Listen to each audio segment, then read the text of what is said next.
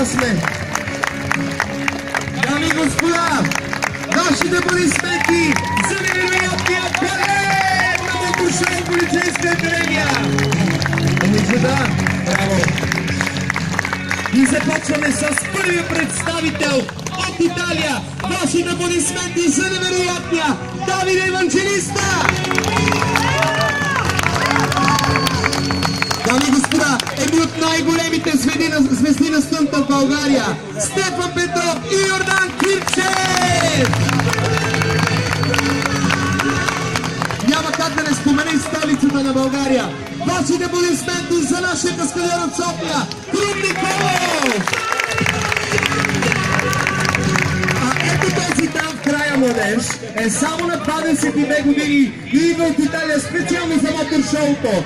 Аплодисменти за Тео Матео! Аз съм Росен Янчев, който не ме познава, може да се запознае с мене после, там отсреща ще дам автографи. Така че благодаря и аз. Да, благодаря ви много, благодаря ви. И сега, най-големият динамик, който всеки един спектакъл ни вкарва в най-големия екшен филм. Нашия продуцент Иво Долапчиев, дами и господа!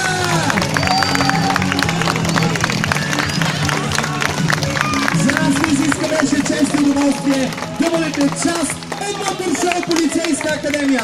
А сега, който има желание, може да хареса нашата фейсбук страница и да ни изпрати всички снимки. Ще ги качиме. Не забравяйте за невероятната томбола. Ще се видиме до година!